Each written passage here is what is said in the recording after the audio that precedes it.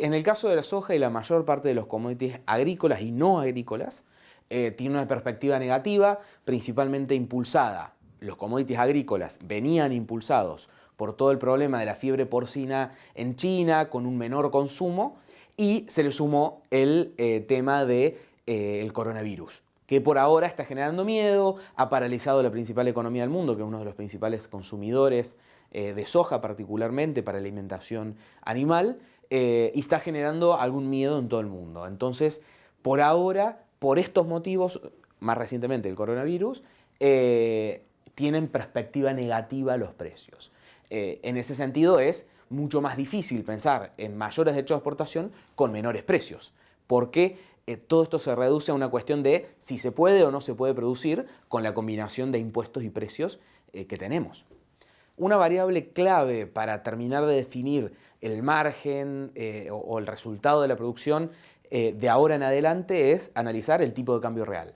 ¿Qué va a pasar con la evolución del tipo de cambio nominal, del dólar, digamos, respecto a la inflación? Si el tipo de cambio empieza a perder contra la inflación, hoy partimos de un tipo de cambio competitivo. Si empieza a perder contra la inflación, se empiezan a encarecer algunos costos como los fletes, que son costos en pesos, que cuando se empieza a trazar el tipo de cambio, crecen en dólares, o las labores. Entonces, eso va a ser clave para monitorar en el resto del año, porque es una variable determinante para lo que es el margen. Si vos me decís hoy, ¿qué pasa si hubiésemos puesto el 33% con el tipo de cambio de principios de 2018, menos de 20 pesos? Era explosivo.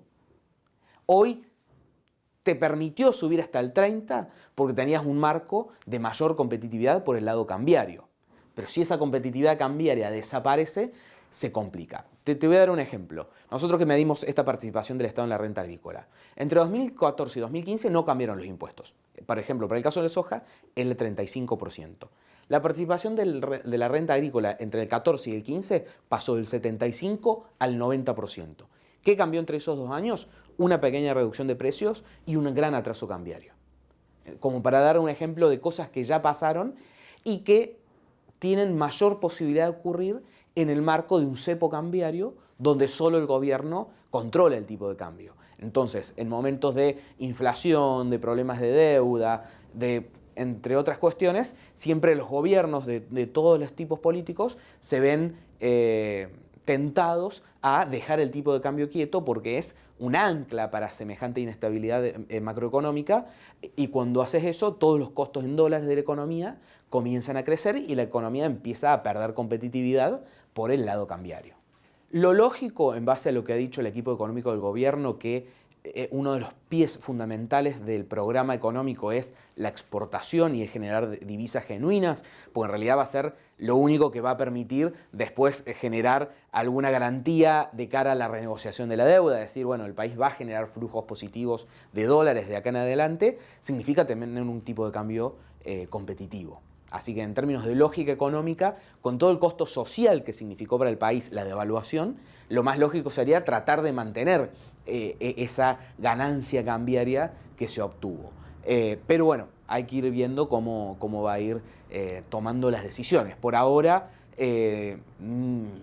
yo creo, esa sería la palabra, creo, que está tratando de mantenerla relativamente estabilizada hasta tanto se negocien algunas cuestiones como los salarios o se empieza a negociar la deuda en un marco de estabilidad, de mayor estabilidad económica, y después tratarán de ir llevándola con la inflación, lo que en economía se llama crawling peg.